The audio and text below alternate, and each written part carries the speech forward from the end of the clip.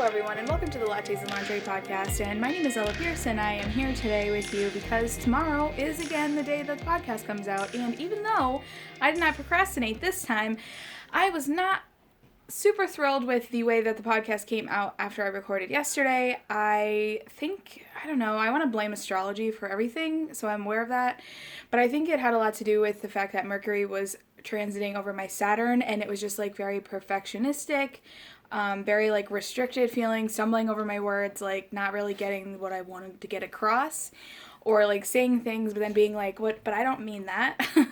And so not saying I'll never use that footage, but I don't think that it's what we're gonna do for tomorrow. So I guess I thought we would just sit down and chat a little bit about whatever I want again. And I remember doing this for the boudoir episode that I did. I think it was episode 3. And that episode actually felt really good. And so I thought we would just try that again. I'm not exactly sure what we're going to talk about today. I think that I want to talk a little bit about some great things that I've learned from the last year. I definitely feel like I'm a totally new person, and so it's just kind of like reflecting back upon like that whole last year, which I know everybody's done and we've talked about to death. This podcast will talk a lot about me and my life and what I did and what I'm doing, and I hope that that is interesting to you, but hopefully you'll be able to take some of the lessons that I learned and some of the specifics that applied to me and make them about you. Change whatever it is that you need changing, and also to recognize that what you think needs to change might not need to change at all. Because that's something that I really learned this year, was that not everything is broken. And even though a lot of things are broken, some of the stuff that looks broken is just you not accepting that it isn't. Without further ado, hopefully this episode is useful to you and it's not just a reminiscent down a really sad path, but hopefully it will be valuable to you in that way, and thank you very much for taking the time to listen. Let's just look at my list of lessons from 2020. What lessons did 2020 teach you? That no one can truly know anything. Everything is a rich man's trick. Most people don't want to solve problems, they want to complain or be right. Sometimes you need to just wait and trust that you're doing the right thing, even if it doesn't feel right or it doesn't feel like much of anything at all. No amount of pep talks or journaling or caffeine was going to make me feel or act different. Strict routines aren't for me. Venus conjunctions are valuable to me. I learned so much astrology. The value of socializing on a daily basis. It's easy for people to manipulate you the closer you are to them. You have control over how long something is painful. No resentment is justified. My Uncle Kenny is watching. He died in 1997. How quickly time passes and how much time is needed for a substantial project. To trust myself. And negative journaling is dangerous. There was, and I've said this before in another video, but in another podcast, but there is no amount of journaling or like just discipline or anything that would have been able to help me through 2019. And so I know that 2020 was difficult for a lot of people. It was actually really great for me. I was really able to take all of the things that I realized I was unhappy with in 2019 and turn them around in 2020. I was able to finally have the energy to stop doing some of the things that I've been doing for years. And I'm obviously not a perfect human by any means, but to have that energy after, the last year, really the last 2.5 to 3 years of just feeling like beat down over and over and over again. And to finally have that, even though like the world was kind of going to shit and everybody was, really scared and for good reason, I don't feel like it was the worst year of my life. But I also learned a lot about myself, and the ways that I've changed in the last year have been something that has kind of taught me that, it sounds cliche, but like it's taught me that no matter what, everything is going to come back up. Like if you give it enough time, if you give this cycle enough time, you'll come back up to the top. And that's what the Wheel of Fortune stands for in the tarot. And like, I understand that that's not a new concept, and here I am, at 29, like, reinventing the wheel, but it just solidified the fact that that's actually true, and I don't have to like be so worried that like Stargirl said something one time where she was like something along the lines of, you've probably said like, I don't know, this is just my personality. And there were so many times in 2019 especially that I was just like, I don't know, I'm miserable and I guess this is just my personality now. And so anyways, I just realized that if I can just stay out of the feeling that that won't ever end, then I can get to the point where it does end, finally. One of the things that was, this actually happened in 2020, so I can't say that it was instrumental in changing kind of like how I was feeling, but one of the things that I learned from Kaylin Nicholson since feeling better, but not really doing much better, is that I'm just not a type A person, number one. I don't have any Virgo in my chart other than it rules a house like like everybody else. And I realized that I was sort of like romanticizing routines and diligence and discipline and the ability to just continue on with the plan that I had set for myself. And it's not that it's in and of itself is not valuable. Like, if you are able to follow a plan and if having schedules and routines helps you, then that's awesome. But for me to just like calendar block and do all those things, like, didn't help me, because it was kind of like one of those things where I was like, well, I'm not eating kale for breakfast, lunch, and dinner, so I guess I might as well just eat candy for each meal instead. And when Kaylin was talking about, getting out of a rut, and I'll leave that video below because it was really good, but when she was talking about, what works for you and maybe, I don't know if she said this exactly, but the gist of it is, don't feel like what works for you isn't good enough. And just because something works for someone else, like, and so many people have said this over your life, and you're gonna be like, ugh, I've heard this before, I don't need to hear this again.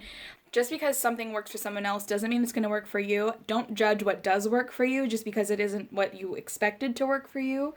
Don't put yourself down just because you're a person that needs to kind of go with the flow and feel into what feels right for you. Like, just because it feels like you should be doing something doesn't mean you should. The reason that I wanted to bring that up was because I recognized, finally, this has been like a year of recognizing new things about my personality that have really always been there, and I've always kind of hated, but also wanted to accept with pride, but also was kind of ashamed of. And like one example of that is in December of 2019, I realized that I attract people who want the loyalty that I offer, and like, because literally if you come to me with a problem, it's impossible for me to not try to solve it. People are attracted to that. They love the idea of me being there for them no matter what at all points of their life, and that's like the earth energy that comes forth with me, is I am a rock for you if you need that. But then whenever they have to actually communicate with me, they start to realize that it's not that easy to just communicate with me, because I am passionate and I'm loud and I will yell for fun, not because I'm upset, just because that's how I speak. And whenever I'm talking, they get they kind of have like this, like they kind of can't get away from me. And the first time that I was shamed kind of like for being excitable about something, and I don't know what I was talking about, but I was like in like 3rd or 4th grade, and my good friend's sister was like, simmer down, and I was like, I wasn't even talking to you. Like, I don't even know who you are, really. I don't have that many memories of 4th grade, but here I am remembering this. So my first serious boyfriend, who was controlling, but was kind of like wanted to control the image of our relationship. And so he always told me that I was being too loud. I was talking too loud. Nobody cares about what you're talking about. You need to just keep it down. That really got ingrained. And I really have had, I was 17. That was like 12 years ago. And so it's something that really has stuck with me, and I've been trying to unravel. And it took until December of last year for me to recognize that this is how I came to the planet. And this is just the coincidental I guess we could say, I don't believe in coincidence, but we'll just use that term for want of a better one. Like, this is the coincidental makeup of my personality, and I don't have to feel embarrassed because I have an Aries Mercury that makes me really passionate. Like, there are a lot of people out there with, like, arguably 1/12 of the planet has Harry's communication styles. So then why should I feel bad about it? Just because the people who are attracted to me are attracted to my Scorpio loyalty and like my ability to be there for someone unshakably. Like, I'm not going to feel bad just because whoever is attracted to loyalty can't handle me getting excited and being loud. The point is I realized finally in December of 2019 that I don't have to be embarrassed because of the quote unquote coincidental combination of personality traits that I have. Just because I'm loyal and loud doesn't mean that I'm not friend material. Another thing that is related to kind of like learning about myself is that I've started to realize that I just burn out easier than other people do. Like I said, I don't have any of this type A personality, so I'm not able to like rigorously plan my life and just follow that to a T, even though like the Capricorn in me wants to do that. And the Aries in me is like, we can do that, no problem. But the Aries lives in my brain and it's not in my body. Like, that's not where the Aries lives for sure. Realize that I don't have the ability to just work days and days in a row. And if I could just have told myself that I need to be aware and be careful with the time, I have the ability to work for 16 hours in a row, then I just won't work for 3 days. And so the point is basically that even though there are parts of me that are like in denial about the fact that I need to take extra time, I need to go slow with my career, my life, and what I want to do, and I can't just like, nobody can turn their life into something else in a day or a week or a month. Being aware of your own tendencies and your own like truths, because it's not just in my mind, and even if it is in my mind, that doesn't make it any more or less valid or more or less real. If that's your situation where you are feeling like work is not a priority and you have the ability to take the rest, then do that. You don't have to be somebody who's working 20 out of 24 hours. Like, you don't have to be somebody who only gets, 8 hours of sleep once a week. Like, you don't have to be that person. You don't have to do that to yourself. And if anybody is making you feel like you have to do that, maybe you should reassess that relationship in your life. And if you're doing it to yourself, ask yourself, why are you abusing yourself? Why are you doing that? Because that was something that I also realized was, why do I not take care of myself? Why, like, candidly, what's the answer to that? And where did that come from that I'm happy to do that? Like, why would I wake up and just treat myself like shit? Why would I do that? Even though I supposedly, especially for the last 4 years, running Cherry Tree, like, why would I feel like, oh, I absolutely love myself. Everybody should love themselves. You don't love yourself? What's with that? Why don't you love yourself? And if that's the case, like, then why don't I take care of myself? Why don't I listen to my body? Why don't I stop making myself feel guilty for not being the type of person who rigorously follows my schedules that don't mean anything? But like, you should love yourself, and if you don't, then something is wrong and you should reassess your relationship with yourself. But then to abuse myself like that day in and day out.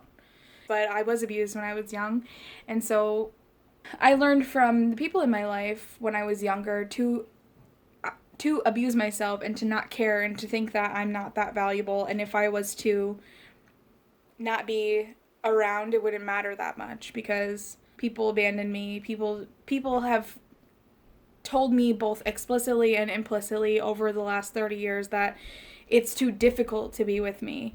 And even if that is something that I'm still learning to undo in my mind, it's still something that I act out every day of my life. Everybody has some kind of trauma that they're acting out in their life, that they're projecting onto the people that they care about. And The way that you can figure out what it is for you is how you treat people that you love like shit. Like, be honest with yourself, because there is somewhere that the people that are closest to you treat you like shit.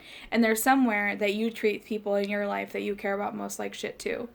And unfortunately, that's a normal part of being a human, is projecting these wounds that we've picked up over the last however many years of our lives and projecting them onto the close relationships, because that we've learned is how you get by in life. And if you don't know what it is, just keep watching what you're doing. Keep watching the ways that you're hurting yourself. Like an example of this is getting defensive whenever somebody asks you a genuine question, like, what are you doing?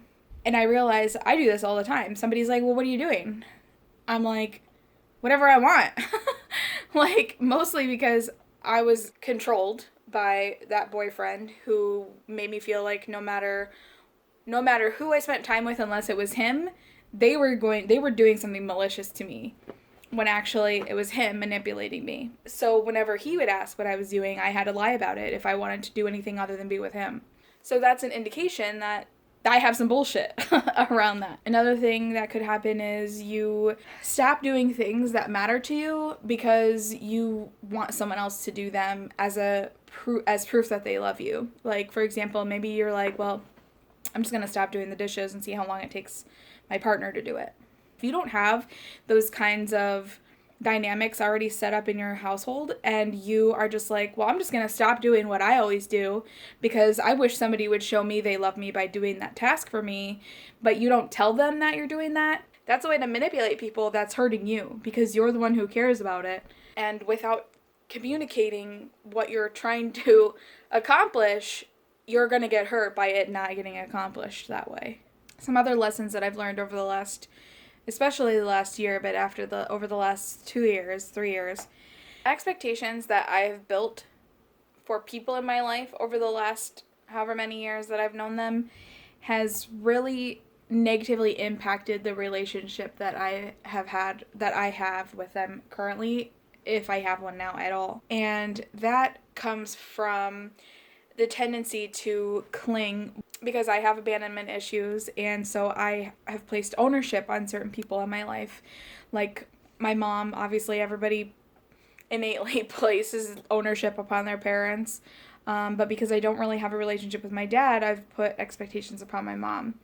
And because I have had a lot of friends leave over the last like 14 years, I've had a lot of friends that have left me, then I place the ownership of my friends on to the ones that are there, and then give them ultra high expectations, because I realize that I've been taking all the expectations that I would normally have for an average amount of friends and placing them on the one or two very close ones that I did have. When they don't act the way that I expect them to act, or don't care about things I expect them to care about, then I get hurt, and I just constantly will do that over and over, instead of learning that maybe if I didn't have expectations on these people, that this wouldn't be my reality over and over. Instead of attaching so deeply to these individual people, then being blindsided or upset when they leave, I could just rein that in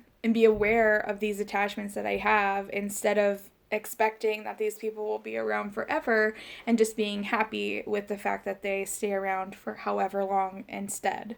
This is obviously really difficult, when you have best friends that decide that they don't want to be in your life anymore, or decide that you are toxic to them. And with the best of intentions, you've been toxic to someone before. It's not anything to be ashamed of. It's something to be aware of. Because toxic people aren't bad people, and bad people aren't necessarily toxic people. People who have toxic tendencies are just unaware most of the time of what they're doing. And a lot of times they're just loving you too tightly, and in a way that is misguided from when they were younger. Like I said, it's our innate tendency to project our learned bullshit upon people that we love and people that we care about. And I'm not telling you that you need to forgive anybody who's toxic to you or that you need to deal with it or be, in somebody's life who is having an ultimately negative impact on your life. One of the things that really changed my life was hearing spiritual teacher Wayne Dyer say that there is no justified resentments. As like a sexual abuse survivor, I would have originally, like especially about 5 years ago, I would have been like, oh, fuck you. That's justified AF. And it's not to say that, you can't feel that way, because I'm not going to tell you how to feel about your traumas or, the advantages that you've been taken upon. But for me, I recognize that abuse was pivotal in my life and my direction, and I wouldn't take it back. I can't anyway. But hearing him say that none of them are justified because even bad people are doing what they're supposed to be doing here was something that really, really spoke to me. Another lesson that I learned in 2020, actually this one was in January, so it was very early in 2020, this was from Mark Manson and The Subtle Art of Not Giving a Fuck. A suspicious person will never be proven wrong.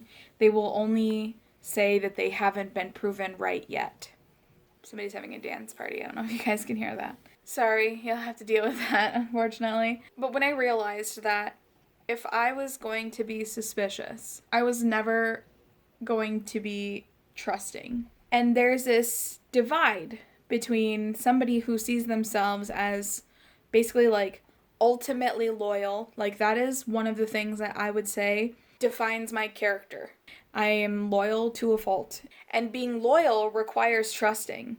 And if I'm being loyal to a fault to certain people in my life, but also not trusting them because of my suspicious nature, then there is this natural gap in continuity in that relationship.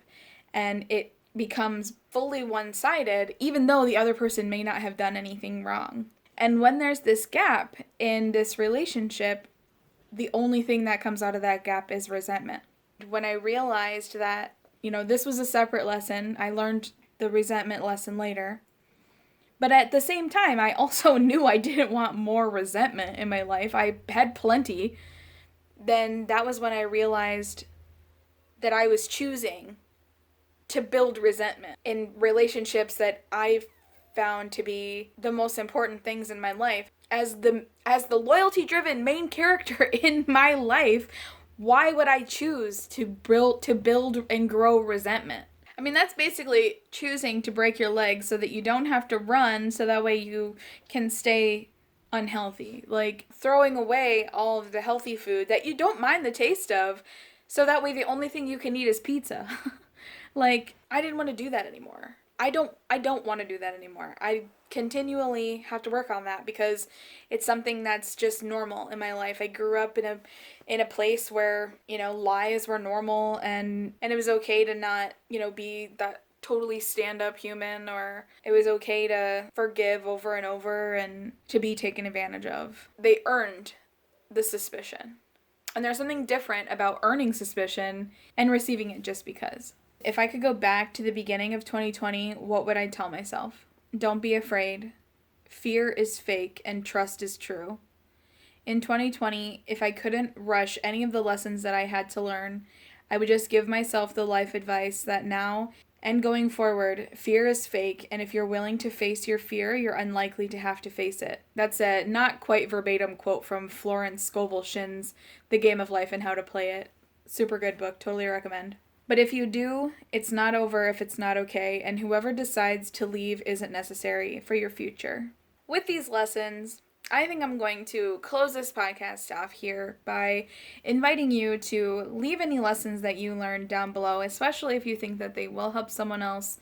Well, thank you so much for taking the time to listen to the Lattes and Lingerie podcast this week. I know it was very much about me, and I hope that some of these lessons will be valuable to you or to others. And if you liked it, I would love if you would give it a thumbs up or share it with a friend or, whatever it is. Do all the things. You know how it is. Follow Instagram. Check out my daily tarot card readings. They've been actually really amazing and therapeutic.